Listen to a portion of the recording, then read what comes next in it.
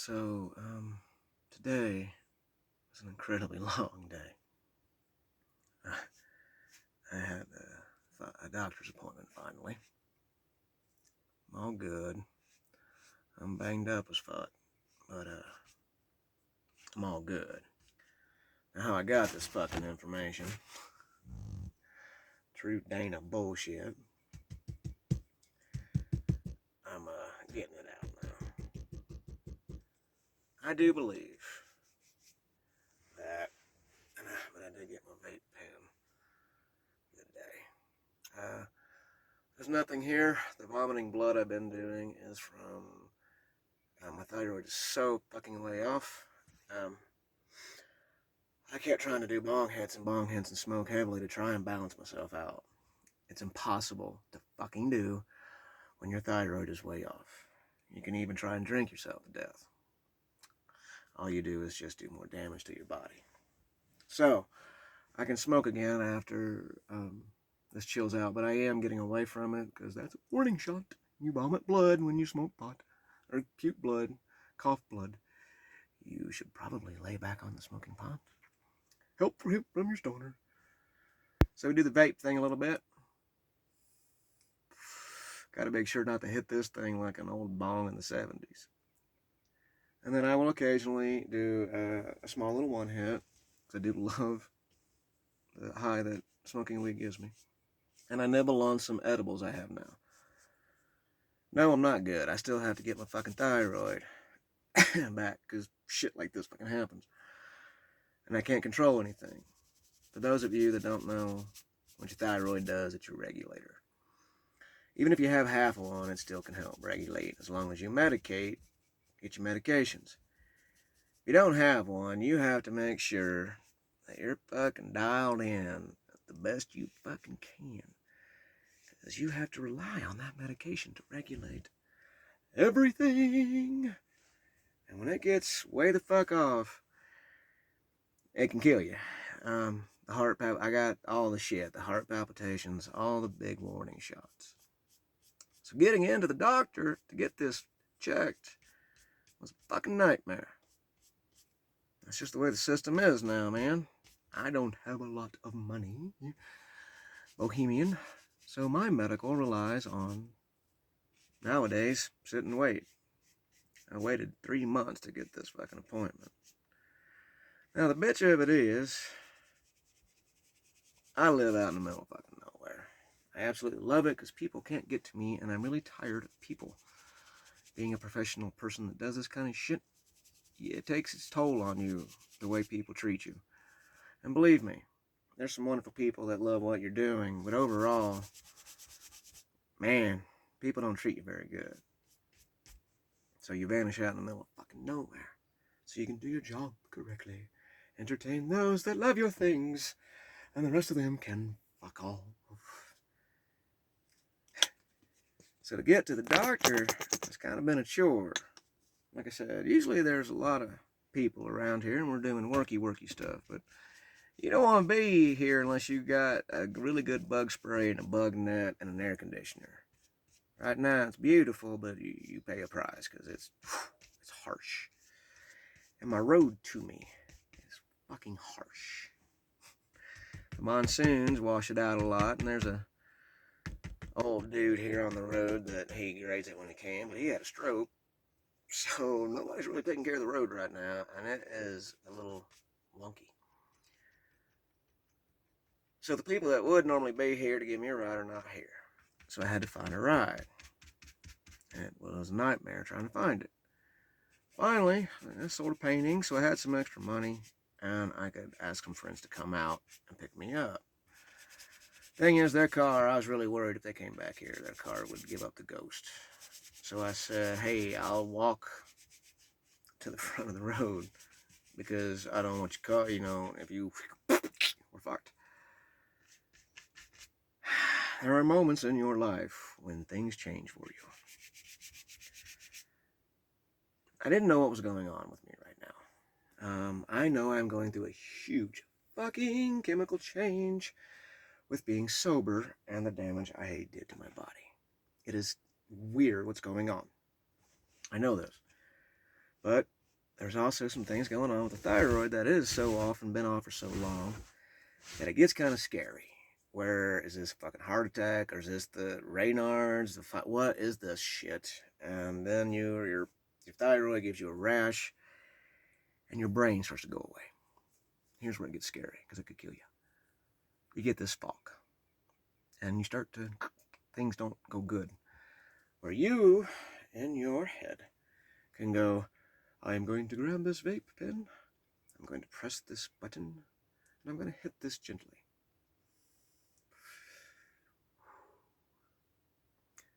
All the synapses worked for that. Sometimes you say that in your head, and then you go away. I hit it too hard. Gotta learn to sip them things. It's like a tea. And this is nothing. This is the broken ribs and Raynaud's and all that stuff. It's not gonna kill me. Hurts like a motherfucker. Especially that Raynaud's bullshit. Anyway, where was I? Oh, yeah, the squirrel. That thing goes off in your head. But what you do, you can't, there's something in between that doesn't happen. That's a terrifying fucking feeling. Because when you come back, you don't know how long you've been gone. 2 minutes? 20? That's terrifying. So I had that in my head. And building up these couple of days of wanting to get to the doctor and just get answers. I don't want drugs. I just want you to test me, give me answers. I'll fix the fucking shit. Let's balance this fucking thyroid out so that will help me meditate. Because when your thyroid's fucked up, you can't do jack shit. I was passionate about that right there. See, and it gets you thinking about it. So I was a little not scared, because whatever news I get today after the shit I've been through and put myself through, I'll be like, all right, it is what it is. Let's deal with it. But I was still,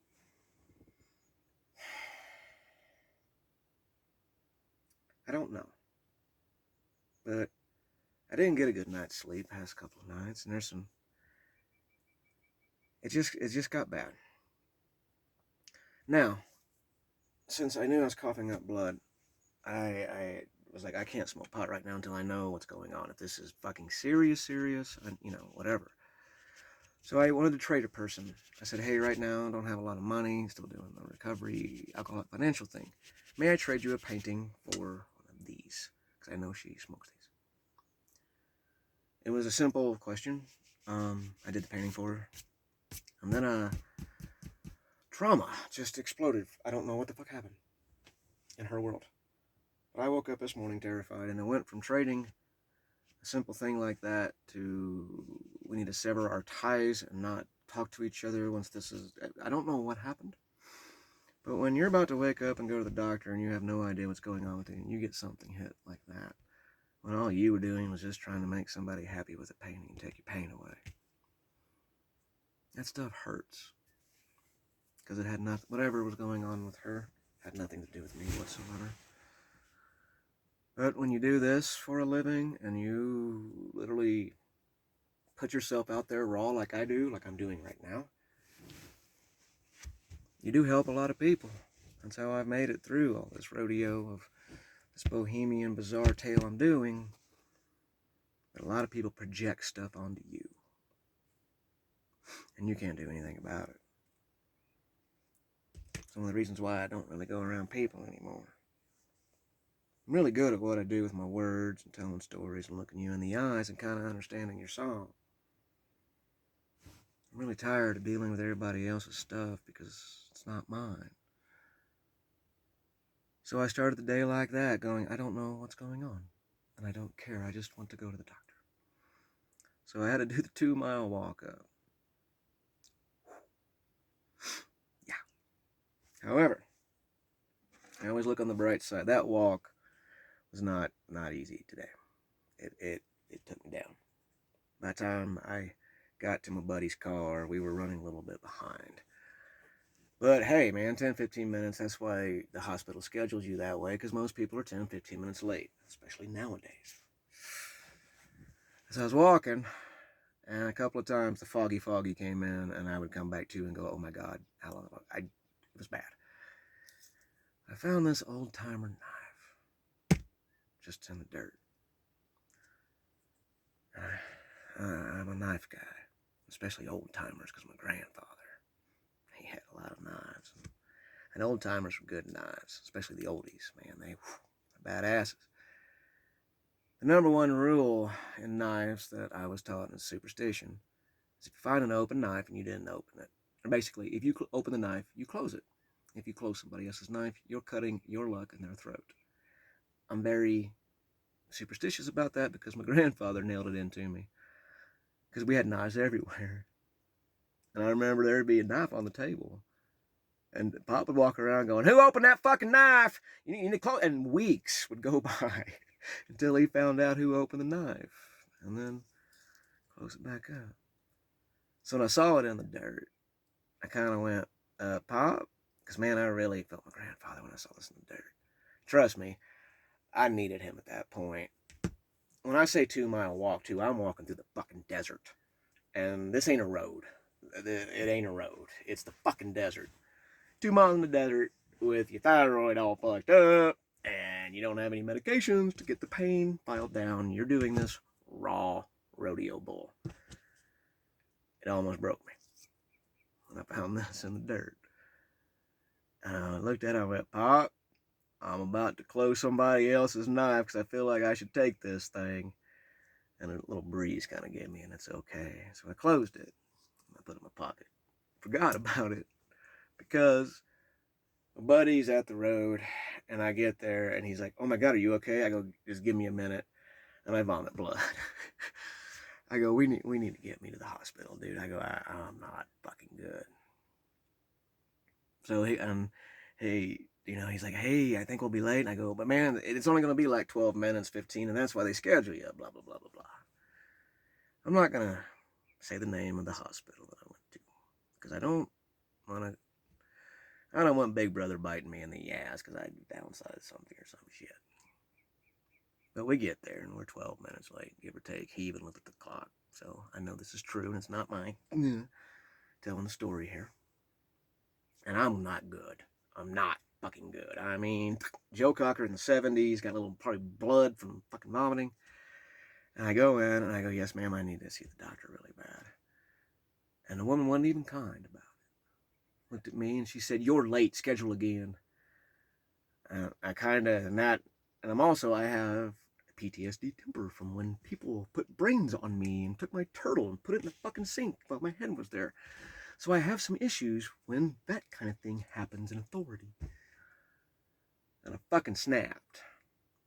And I mean, I'm like, lady, look at me. Dear fucking God, I need help. And she just goes, no, you're late. Reschedule. And you can tell them, things happen how they're supposed to happen. Remember, by the time I get to the end of this, I don't care how long this fucking takes. Fuck it. So I'm like, ma'am, I have to get my thyroid checked or it's going to fucking kill me. Probably soon. Again, just a rude. I don't use a C word, but I'm going to throw it out there on this one. I didn't officially say it. So I go out to the car and I'm fucking going. I mean, Dana's checking out. My buddy goes, oh shit. I go, you need to take me to the ER right now. Thankfully, it was just a jog over. I spent 4 hours in the ER. Ironically enough, when I got in there, the first thing they said was, we'll get you pain relief. And I fucking screamed, God fucking damn it, I don't want any fucking painkillers or nothing like that. I go, I want you to fucking run tests on me and give me some fucking answers so I can fix it myself. I was a little upset at this time and in a lot of pain and vomited blood again. So I sat there and thought a lot. 4 hours time, because this rain, it's not good. It feels like your bones are gonna fucking break, and you feel like you're having a heart attack when somebody puts a ice pick in your chest. It's not a good day, but it's not going to kill you. It's just going to wish that somebody would kill you. And trust me, I've said that out loud when I was younger. just fucking kill me. Life almost just did that. So I don't say that anymore. When it's my time, it's my time. Anyway, 4 hours went by and I thought a lot. Especially from the person that messaged me this morning to a lot of the hate messages I've got since I sobered up. From people that don't really know me either. They just know me as a persona. Boy, they laid into me. Those messages, man, like we fucking hung out and they know me, man. And all of it. I realized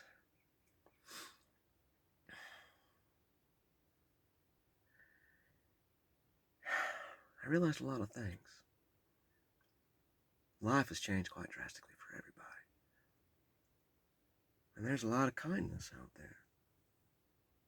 There's a lot of people that are stopping and doing things to other people that they don't realize how much pain it causes. And all they can think of, is, well, I'm in so much pain because this person's hurt me, and I have so much going wrong with me.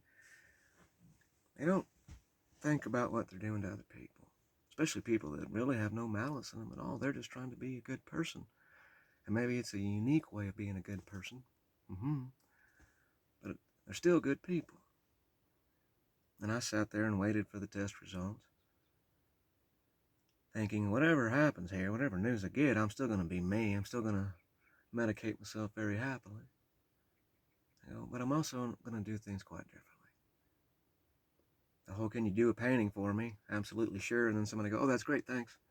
I have a stack of paintings. I have paintings I have sold. And there's 3 or 4 of them. And I have received the money for those. And I need to figure out how to do shipping out here because it's a nightmare. Hopefully FedEx, who hates coming out here, will maybe pick them up. I don't know. Anyway, squirrel. But I have a stack this big. And I'm not kidding. I think it's this big. Granted, some of them are boards. Of paintings that people have told me for 4 months now that they will buy from me. It never happens. And it never, ever happens. Ask any artist, unless they get to a certain level of fame or whatever, that is so common. And that is the part where you have to have a thick skin. But I've reached that point where I'm like, I'm not doing that anymore. Just from the act of kindness of, hey, just a simple trade, here you go. Thank you so much. Now you're happy from a painting that I put my love and my happiness in, and now I can get rid of my pain. It doesn't work for me anymore. The multimedia thing. I don't know what's going on in the world anymore. I don't care. I know I'm a good person, and I have a close tribe. And these things I do on the videos, and the books, and the dancing. And hey, a side note real fucking quick for some people out there that have messaged me several times. These guys have wives or girlfriends, and they message me blowing me fucking shit about something, either poetically or how I look or whatever. And I know that their wives and girlfriends buy my books. So Scooter, if you're messaging me and talking to me about your wife or girlfriend, you should be talking to your girlfriend or wife right now. I'm not fucking saying. I'm just saying. I'm a romantic poet. That's what I do for a living. Think about it. Anyway, I get that. Never mind.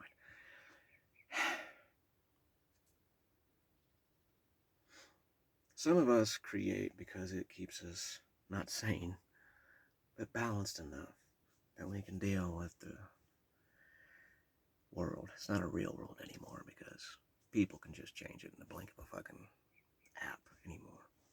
The real world is right now looking out the mountains, dealing with people one-on-one and looking them in the eye. And when you look people in the eye, really look them in the eye, you can see each other. Remember that. Somebody won't look you in the eyes. There's a reason why. Anyway. They scanned me. Oh, here's where the everything happens for a reason. And this day actually turned out okay.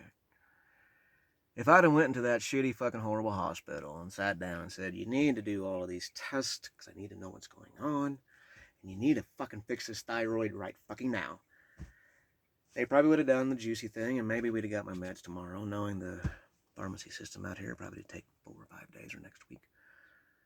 I'm not bad mouthing, I'm just stating fact. This rodeo is not a good rodeo, medical rodeo. But the test for the x-ray and all the fucking shit they did probably would have taken months to get there. Because of, well, we gotta schedule you and send you an appointment to the it'd taken me forever to get those things, and I still would have worried about what was going on with me. But today, doing that fucking 2-mile walk and taking my ass down and getting to the hospital, they gave me all my tests all at once. And all of them was good news, except for the thyroid. You know, I'm busted up. Not a diabetic. Kidneys pretty good overall. Liver's taking a beating. It'll heal up. That's what they do. My gut, there's a good chance the vomiting blood's either from me doing the insane bong hits or a potential ulcer from everything going on. That would not surprise me. I can take care of those things. I am right now as I'm doing this and talking to you. Funny thing was, the emergency room went, oh, we can't test your thyroid officially because we don't have the technology here. And I wanted to go, what the fuck? But I finally looked at him and I went, dude, I'm about to fucking lose my shit. I go, all I've wanted for 3 months was you all to stick a fucking needle in here and let me know if I need 125 microgram, 118, or some bullshit like that. And I've had to jump through hoops on fire, rolling downhill, with a gasoline enema while somebody tries to beat me off the cheese grater. I didn't say that to the doc. I said something much shorter. But he looked at me and said, well, we can test your T's and your Wheezies and your Beezies and your D's. I was like, do that. And then I'll call you tomorrow and maybe we can get me a different med. But it did. I was like, okay. We went to my friend's house and we went to the store and got me a vape pen. And I sat there and calmed down and breathed. And I still have to deal with the thyroid being off and everything. But I'm doing it.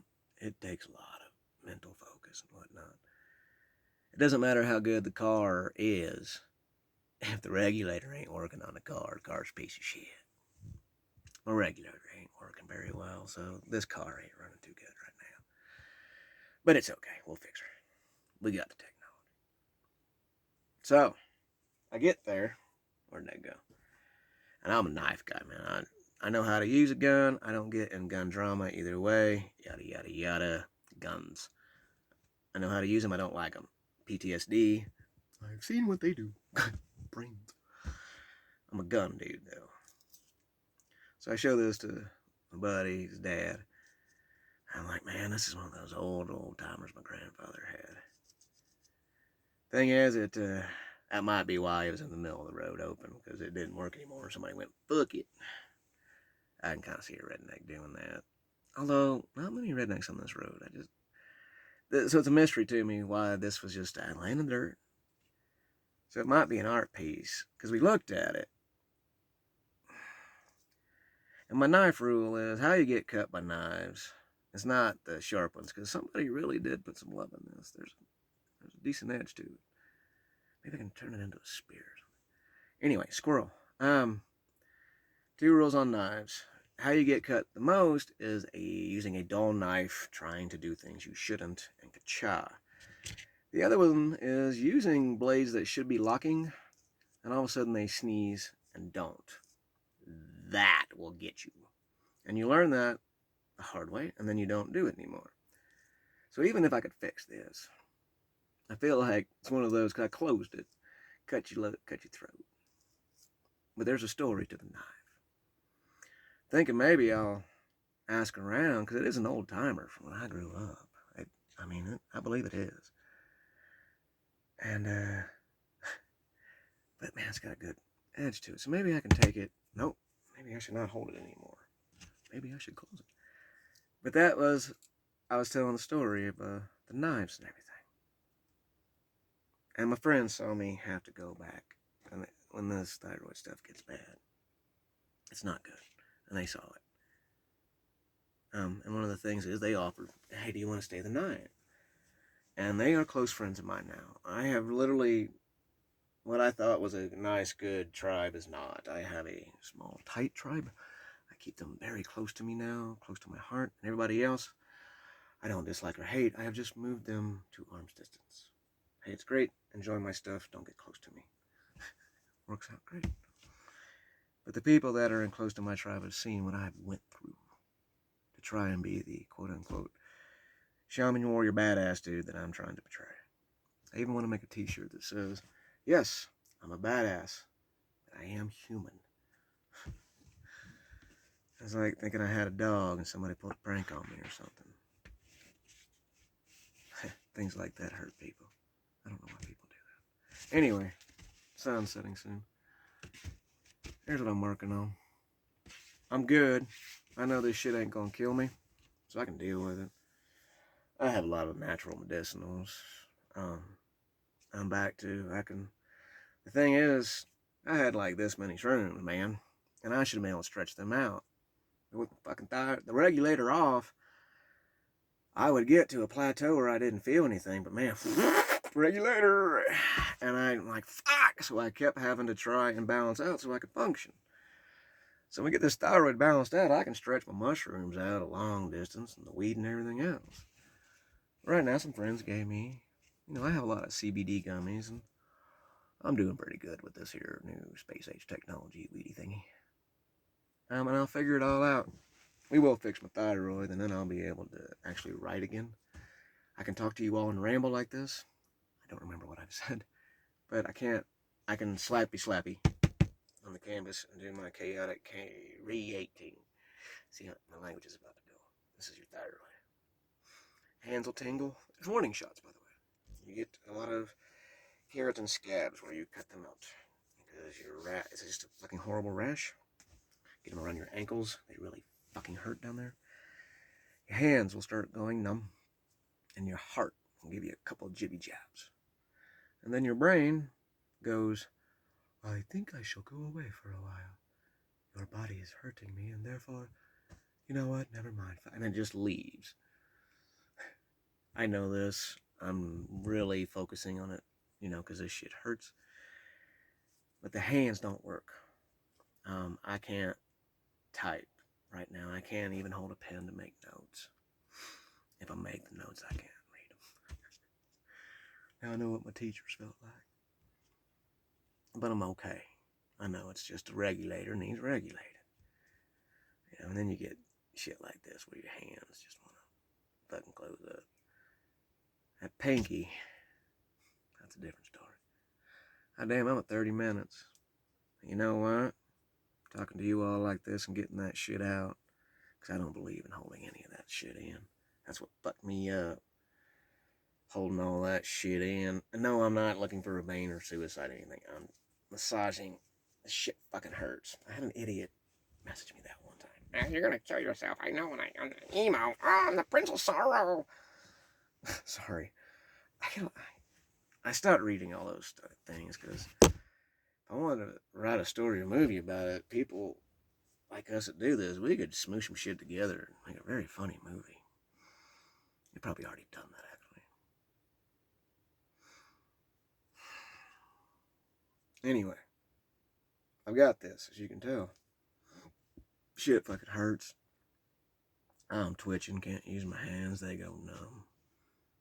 I'm alright. Yeah, as we say in Indiana. Two things I love. I'm not a big overall fan of Indiana. I have some good friends there, and there's a couple of things that are cool about it, but overall it just ain't my rodeo, because it doesn't understand me, and I don't understand it. There are some things I embrace, because they work really well, no matter what. The big one, and I've said this before, is yep. Indiana folk love saying yep, and it doesn't matter if you're owning a football team or you're living on the street. You yep a lot. Yep. And we say it all different ways. And a lot of, I've kind of tried to get that to catch on because it's fun. Because you can have a long day. You're all just like today. The beginning of the day, if you say to me, give it one of these here, Just kind of look down. If you're sitting next to me, you'd probably go, yep. And I wouldn't say a word. I would just go, yep. So I love the yep. And the other one, though, and you got to do this right. Indiana folk are hard workers, man. A lot of times we just work ourselves to the point that we don't know what to do. And we'll look at a situation or something that we know, man, shit might get really fucked up here. And I know a lot of my Indiana friends, we rub our chin when we're thinking. I do it a lot. And what happens is, you will say the words, it will be all right. But how you say it is like this. Let's say, for example, today, if you'd have caught me at the ER and all of that stuff, I would have had to have one of my redneck Indiana buddies look at me and go, say, man, yeah. And I looked at him and went, yep, yeah. It'll be all right. That's an awful lot for us Indiana folks to say, so just, yeah. I hope this video, somebody watched it all the way through, because I don't give a fuck if you did or not. This is mostly for me anymore. I hope this helps you all out. As you can tell, I'm losing my light, and I don't have much battery life left, so I can't waste my flashlight on giving you guys videos tonight. But you know what? It's gonna be alright. Alright, I love you guys. Those of you that enjoy what I'm doing. Those of you that just are twat waffles, go find another fucking syrup and do something else, will you? Y'all wear me out. Ciao.